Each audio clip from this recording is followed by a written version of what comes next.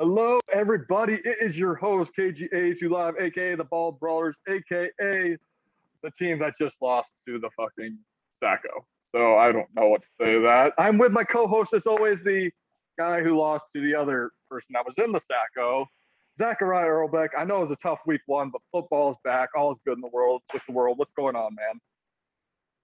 Well, I'm just over here surviving, COVID day by day. But you mentioned, that we took the two L's to the old Saccos. And I'm looking at the new feature on ESPN. They've got the playoff percentages. They've got me at 31% and you at 32%. And, so what the hell are we hosting a podcast for if we're the lowest playoff percentages in the whole league?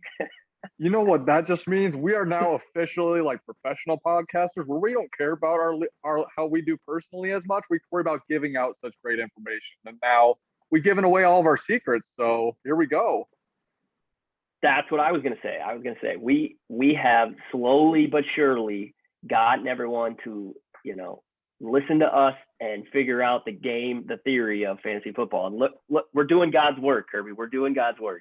I mean, we're slowly doing it. Like after the draft, you said you couldn't do power rankings because the teams were so even, and it's because they're regular listeners of the pod. And you know what? We're making everyone in our league smarter by listening to us. So you guys are welcome. We are just gracing you all with our amazing fantasy knowledge.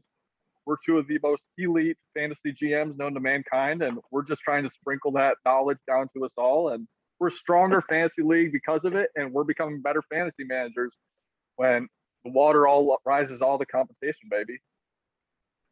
I agree. So tell me, what was your big takeaways from week one, other than I know we took the L. So other than that, what were your big takeaways from week one? So that was the big highlight. I'm going to touch briefly. I didn't do a big deep dive into everyone, but just kind of touch base on some of the winners. I guess I'll do a couple. The big one, obviously, was Stapp and Josh getting their wins over me and you, respectively. Stapp, he had Pat Mahomes go off, but the big thing for him, I know we all bashed him for going 0 RB, but Montgomery looks like an absolute stud RB1 that first week against the Rams. So everyone gave him a bunch of crap, and luckily that last second Mecole Hardman switch didn't bite him in the ass because that wasn't the best move. Axe's matchup with you, Darren Waller was a freaking target hog. I know you sent me a message of the most targets in like the last 3 years that both come in games that they played you. And so that got me a pretty good laugh. So between those two games, do you have any comments before I jump on the rest of them? Fuck Darren Waller. Actually, I don't even blame Darren Waller. I blame Derek Carr. Like, what the fuck? Every time he passed, he looked at Darren Waller every single time. It's like the most excruciating thing. It's like betting an under when you're rooting for nothing to happen and you like get to the fourth quarter and you're like, I got a chance. As long as we don't score any touchdowns here, we're going to be okay. And then all of a sudden, sure enough, Darren Waller catches the ball. There's two fucking Ravens there who he somehow shitty spins out, scores a touchdown. I turned my phone off, I shut the TV off, and I went to bed because I knew that was the fork in me. I was done.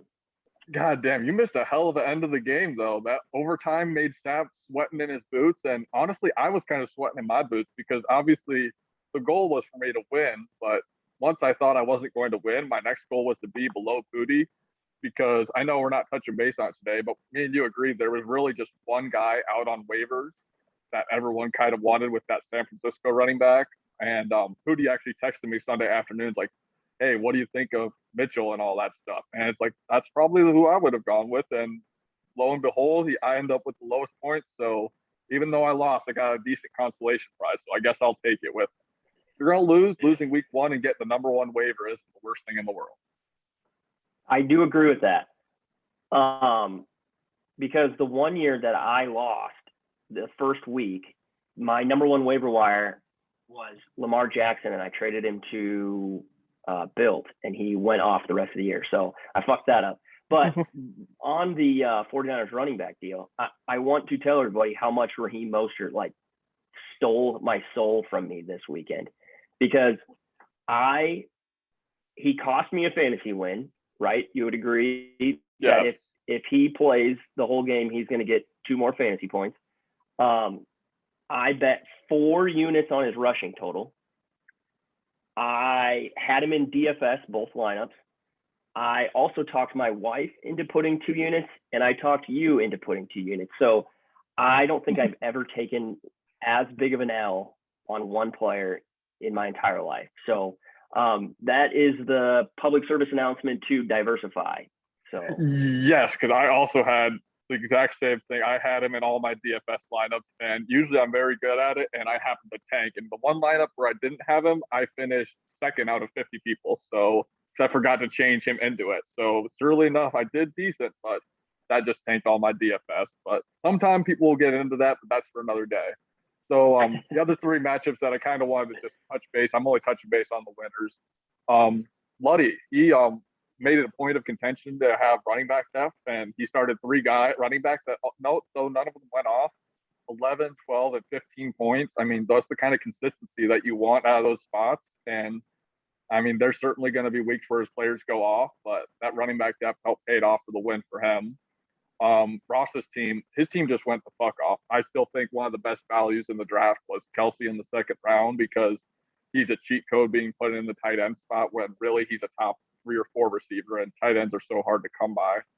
And the biggest surprise for me with Ross's team was DeAndre Swift scored 20 points because I thought he was coming off an injury, did not expect all that game in the passing work. So kudos to him. I had DeAndre last year and didn't think he would be the man this year, but he pulled it off along with Kyler Murray, who went off. And the last matchup before we can get your reaction was Bills wide receivers. They went the fuck off and gave a big middle finger to both me and you analysis of what we thought his wide receivers were. He had 3 of them go over 18 points with between Jamar Chase, Antonio Brown, and Amari Cooper, and 2 of them I think had over like 24.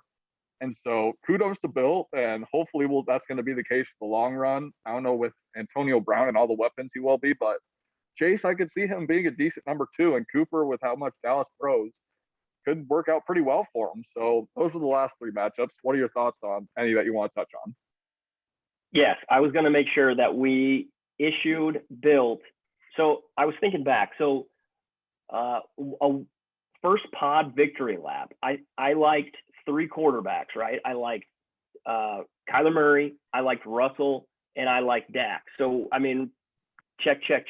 I smoked the quarterback market, which Axe usually gives me shit because he thinks I suck at selecting quarterback. So I'd say we 3 for 3 smoked the quarterback.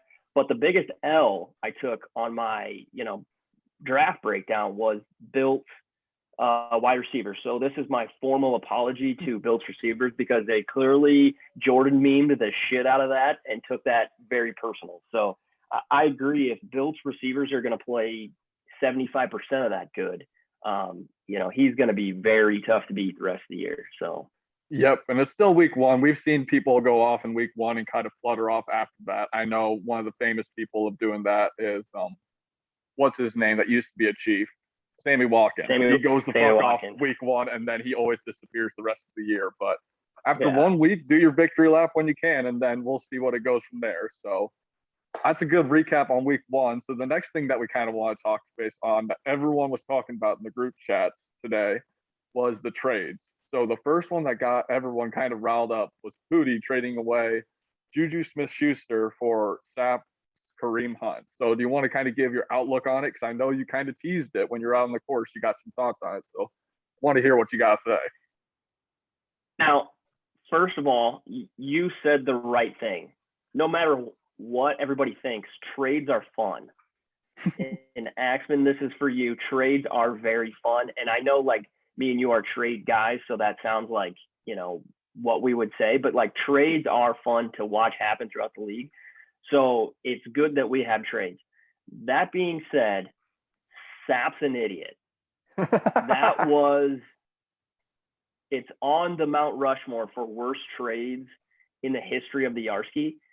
On face value, just straight Juju for Kareem is a bad trade, I would say, because Kareem is a usable handcuff, right? You can use Kareem Hunt, especially in games that they're going to be losing, which, in Sapp's defense, maybe not be a whole lot because I think the Browns will be good. But Kareem Hunt is what they call a usable handcuff. So not only if Chubb goes down like last year, he becomes a top 5 running back, but you can use them throughout the week. So on face value, it looks like it's a bad trade. But then when you look at Sapp's team, like, because everything comes down to team makeup. And when you look at Sapp's team, when he went wide receiver heavy, you know, he's got Devontae Adams and Stephon Diggs. Okay. So he doesn't need receivers, but obviously by taking those receivers early, he's going to need running backs, you know, like crazy. So for him to trade away a running back for a wide receiver that I don't even see him using very often. Is he even in Sapp's starting lineup right now? Yes, he's currently in his flex. Okay. Well, when you look at the team makeup, it was a great trade for Pooty, tip your cap, and a terrible trade for Sapp. And I'm sorry, but that's why there's nut sacks hanging on his wall, because trades like that are going to add another one, Sapper. I love you. You're my neighbor, and I love you. But listen to the pod, because you need some advice, and that trade was not it. Well, with that in mind, I actually reached out to Mr. Sapp before here, and we actually have a formal statement that we need your live reaction to from Mr. Sapp. And when I first read this through, I'm like, wow, if he could have given this much thought to his Sacco speech, it would have rivaled Jared's. But we're just going to have to suffice with this formal statement, word for word. This is what Sapp had to say.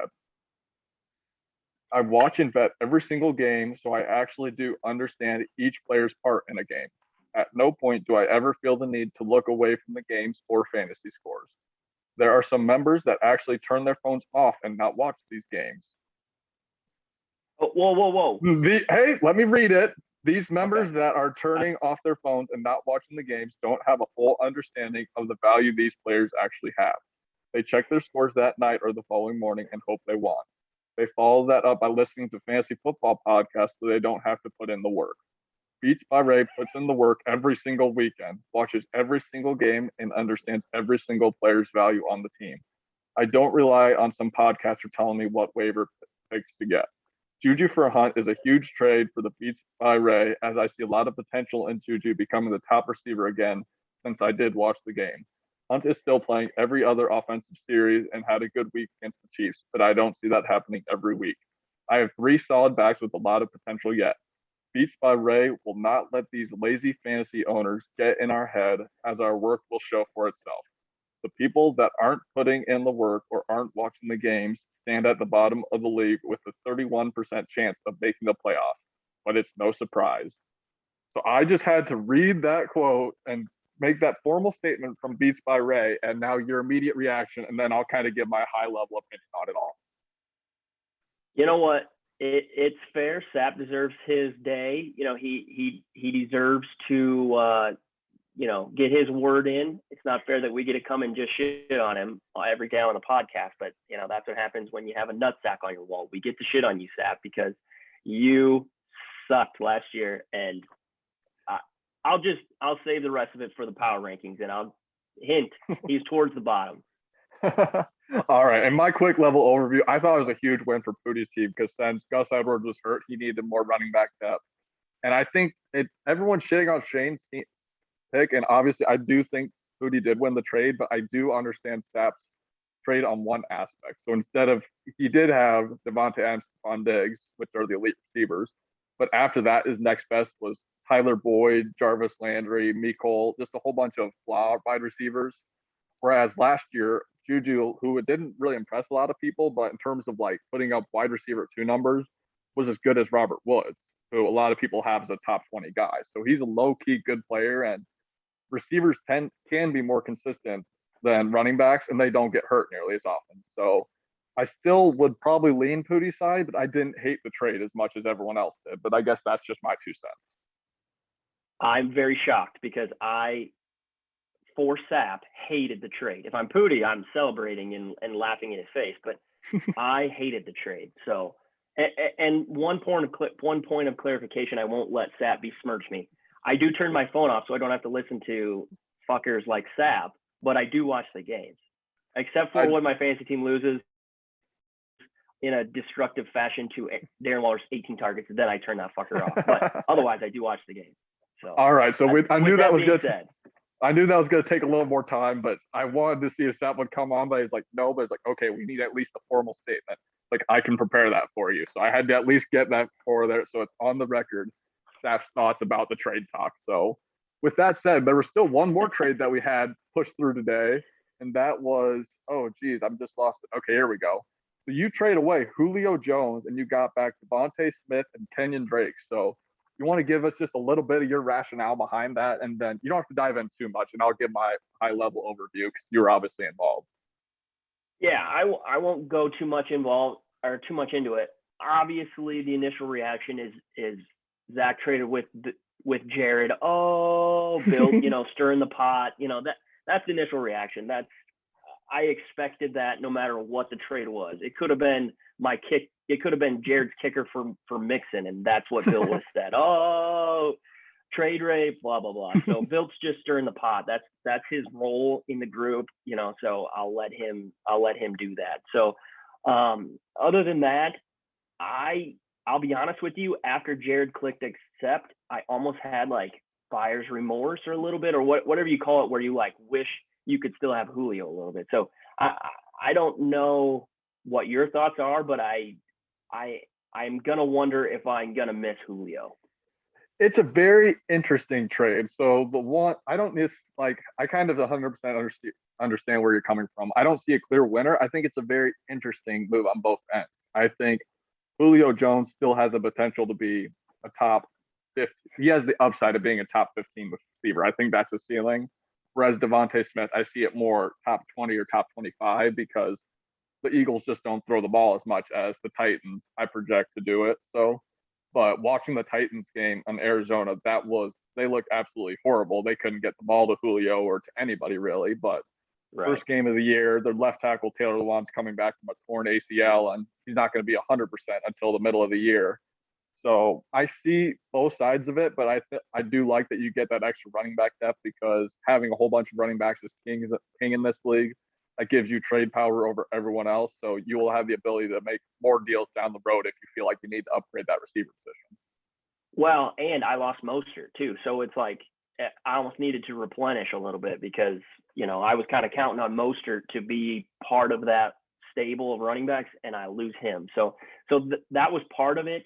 And I wouldn't have done it if I wouldn't have the Hurts Devontae Smith stack. Mm-hmm. So I mean, those are the two. My rationale was the stack and the depth because I lost Mostert. So that was where I came from. I mean, Bill gets all wound up and everything, but I thought it was fair at minimum. It was an absolutely fair trade, and it's one of the things where I think Jared got the best player, but I think you gained some additional depth, and you never know. So I think it's a good deal all around. So I think there are two trades that were made. That's what I love about our league. We've got 3 trades through week. Well, we're just finished with 1 week of the fantasy season. So that's what I love about our league compared to so many others, and why I'm hesitant to try and change anything. Because if we change how many people that we start in certain positions, people might be more hesitant to trade. But right now, we found the sweet spot where everyone's active and wheeling and dealing, and I think that's what we love about it. I know, and I was trying to break a trade on the pod, be the first one to break a trade on the pod. Couldn't get it done, Curb, so I apologize for losing a little bit of dramatic effect there, but I will, before the end of the year, break a trade on the pod. So couldn't get it done this week. Hopefully in the future. I know. I wish I could make these trades with you all. I hate sitting on the sideline, but you know what? My team just isn't in the makeup for a trade until we get some boys healthy. But that's all right. We pushed onward and forwards to the first week 2 power rankings. So I know you didn't give your power rankings because we haven't seen anybody play yet. So right now, how do you want to go about this year? Do you want to go in little tiers of the bottom 4, 3, and 3, or how do you want to kind of go about it, my man? Yep, that's what I want to do. I want to do bottom 4, basically like the Sacco playoff cutoff. Okay, so bottom 4 is that bottom 4 tier. Then I want that next,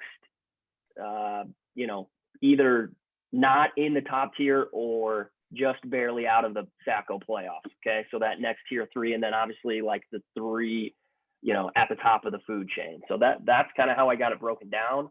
And I suppose what I'll do, I'm gonna start with the Sacco playoff tier. So the bottom 4 teams, okay? Yep. So these are going to be in suppose I order. have So to are you start- starting at 10 and going up, or do you have them all I'd just like grouped together? You have to have a number on them all. Okay, I have to have a number.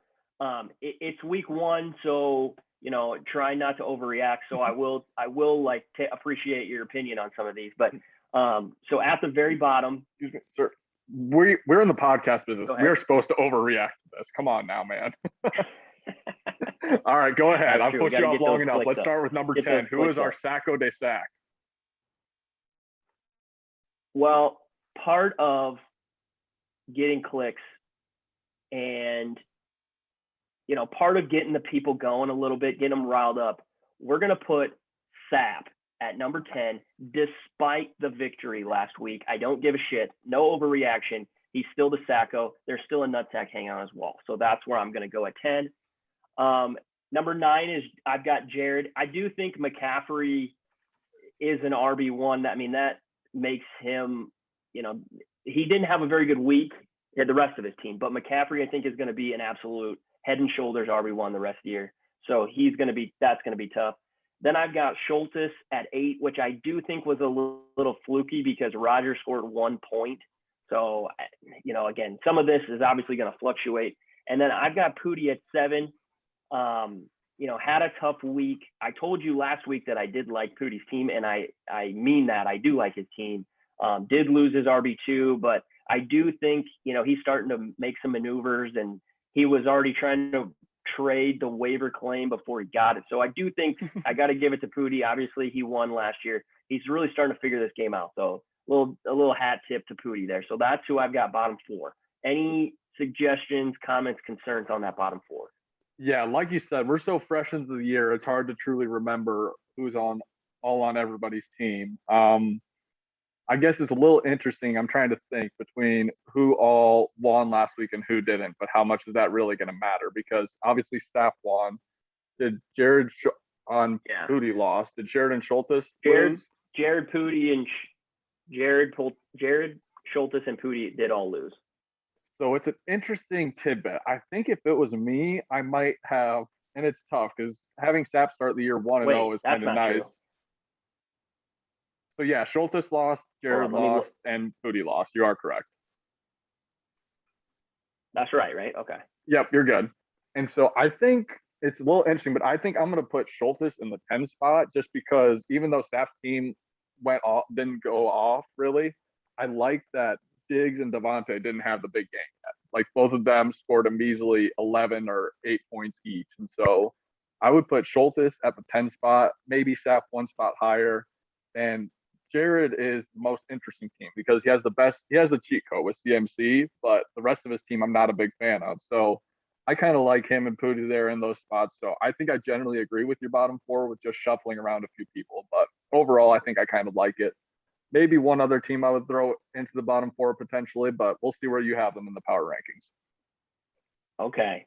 So after that bottom 4, there's that hard line because these are the 6 teams that are outside of those Sacco playoffs, those dreaded playoffs. At the 6 hole, I have Kirby. So despite the loss last week and obviously the least amount of points, you've never missed the playoffs.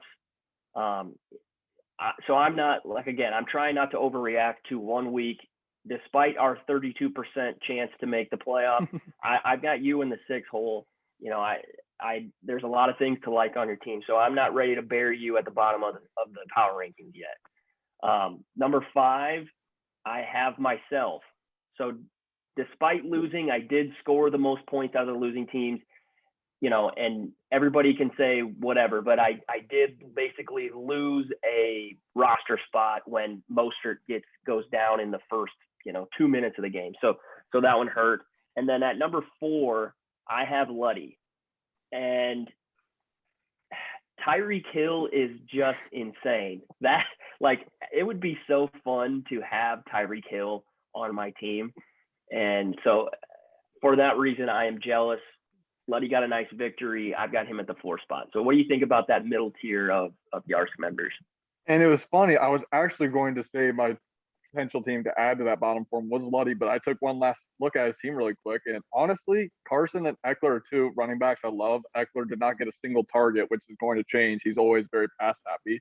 And between Russell Wilson and Tyreek Hill, there's a whole bunch of upside with them, and Deontay Johnson's a target hog. So I actually like. I completely changed my mind in a quick second just looking at his team. I was like, you know what? It moves up significantly, and I think obviously injuries concerned. The only question I have about his team is Josh Jacobs. He has a toe and ankle injury. Is he going to hold up for the long haul? And I know that was potentially a reason that you potentially jumped on his backup, Kenyon Drake. So good move by you, but we'll see if Jacobs can hold up. I think Luddy's got a pretty solid squad. Yeah, I could not agree more. That's why I've got him slotted just outside of that top threshold there. So that those top three, right? That's where you want to be. Those are the three that are looking more at the championship than they are looking at the guy behind him. So in number 3, I've got Axman, and I do think he has a solid squad. The question for me, and I'll ask you this question right now, is, I mean, does Saquon return to old Saquon ways? To me, is the biggest question mark on Axman's team, and maybe why he's not a little bit higher. Yeah, that's always the big overarching question mark you have. What kind of Saquon are you going to get back? He doesn't even need to get back to his super elite level. He just needs to get back to something. And built hand in hand with that, Axe also has the risk of OBJ. What is he doing with his injuries? He's obviously been rolled out for week 2 already. And his wide receiver 2 position is looking a little bit weaker without having OBJ, but he does potentially have Higgins or something. So it'll be very interesting to see how he fills out his lineup and just the 2 injury concerns he has between Saquon and OBJ, but really the focus is on Saquon. If he's healthy, Axe will have a top 3 squad, I think. Yep, I agree. At number 2 is the man who we just apologized to his wide receiver core. I have built, but that is why I have him at the 2 spot and not the 1 spot, is because I do think his wide receiver core, despite blowing up in the first week, I do think Jamar Chase looked really good. Amari Cooper looks like he's going to be a target hog. So I do think they were probably better than I gave him credit for. And if AB plays like that, basically Tom Brady's best friend, then Bill he'll be a wagon. But when I look at Ross's team, his starting lineup is legit.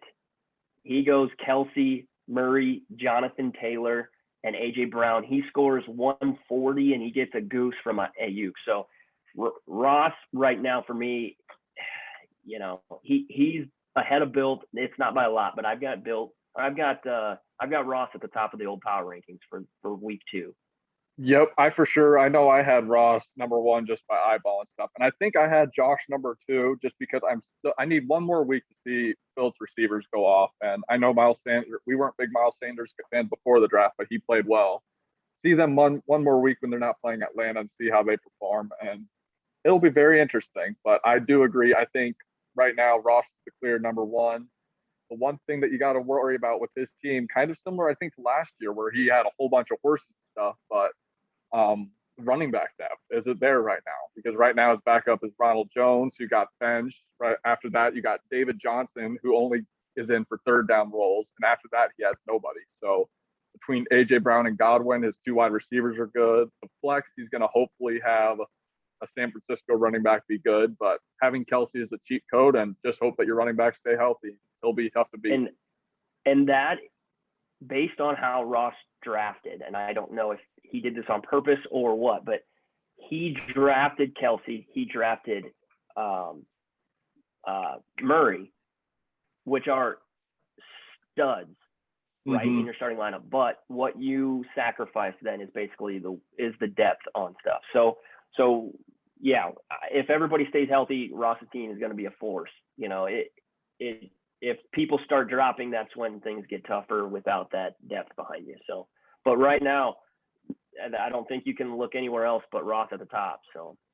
Yep, I 100% agree. So, you know what? That's a good first power rankings. There's surely going to be some controversy having a 1-0 team at number 10, but that's what the people have to pay attention to the pod for. So, get that Sacco up on the wall and send a picture to the group, because we're waiting on that. Until then, you might just have a permanent spot down at number 10. Again, we're not overreacting. Sap has a Sacco on his wall for a reason. All right. So we're not overreacting to 1 week. If Sap can string a few together, we could talk about maybe moving him up a little bit. But for now, Sapper, you're at the bottom. Yep. And you know what? I mean, in the NFL, the Houston Texans, who are supposed to have the worst team, started off the year 1-0. And same thing equates to fantasy football. Sometimes a bad team can get a win, but you never know. Sometimes he might just be the Cinderella story and come back out of nowhere and go from Sacco to first place. That'd be a hell of a comeback, but he's got a ways to go. And maybe he just needs to keep wheeling and dealing. And Juju's going to be the second coming of Antonio Brown in Pittsburgh. Who the hell knows? But with that in mind, let's just wrap up really quick. So. With that, let's wrap up really quick. Week 2 matchups. We both just kind of had one matchup that I wanted to talk about really quick to go into the weekend. Kickoff for Sunday Night Football is probably in about 10 minutes, so we're going to wrap it up here really quick. What was the one matchup that you kind of had highlighted? I mean, for me, we just talked about Ross and Axe in that top tier, and now they get each other head-to-head. So it's the only 1-0, or it's the only matchup against 2 1-0 teams. For me, that's the one you have to circle on the board. Again, it's going to be interesting to see. We get Saquon tonight. I look as of right now, Saquon is in Josh's starting lineup. I was curious if he would yank him after the first week. It'd be kind of hard because you take him in the first or second round or whatever. But I think that's the matchup to watch. That is for sure going to be a pivotal matchup and a huge matchup early in the year because those two are in the same division. So that one little head-to-head, if you get even an inch ahead, that could be a potential tiebreaker at the end of the year. And the one matchup that I kind of had highlighted on the other end of the spectrum was between you and Foodie. It's the only matchup of 2 0-1 teams. So obviously it's still early in the year. Starting off 0-2 isn't the end of the world, but Foodie was our champion last year. You were in the playoffs. You've only missed the playoffs once, and you were in the championship 2 years ago. So both of you guys made trades this week, though yours doesn't necessarily help you this week. Foodie making the deal for Kareem Hunt to slide into his RB2 was huge, I think. And so it'll be a good matchup, I think, between this week 2, and we'll see who comes up. I know the projections have you both within 2 points, and I think it's going to be a close one, but Foodie, I think, has one big decision. Who's going to be that starting quarterback? Is he going with Herbert or Stafford? And I'm not going to say which way I would go, but this is why he's the champ. Time to make the right decision. So. Yep, that's what it comes down to, is making those tough sit decisions. That's what separates the men from the boys. And I do think it's very important not to start out 0-2, 0-3, 0-4, because I believe you did that last year, and it creates a giant hole to dig out of late in the year. So that is obviously the goal, is to not go 0-2, 0-3 to start. So yeah, I'd love to get a win in that bottom of the matchups there. So yeah, I got a freaking heavyweight matchup with Luddy. We're both projected like 118 or something. So I'm going to have to be fucking swinging away. But you know what? I started off bad last year and made the playoffs, and hell, made the championships. All I need to do is just keep trudging through. And that's what the YarskCap always does. We give the people what they want. And as always, guys, if you have any ideas or segments or some different stuff that we should throw out, just let us know. We're a podcast for the people. We're a fantasy league of the people. That's what we do. So let us know, or if you want to jump on, obviously we'll reach out to people, but if you're like, hey, get my ass on, we will make it work, damn it. So just let us know. But with that in mind, Zach, any last comments? We will take any of the Yars members, unless it's Sap, who just thinks he can just hop on here and run his mouth and besmirch me and tell me I don't watch the games. So other than that, everyone's invited. There we go. Well, hey, everybody, it was a successful week 1. Plenty of banter, plenty of trades. That's the kind of shit we love in the YarskCap. With that, hope everyone has a great weekend. And here's the week 2, and good luck to you all except for Luddy.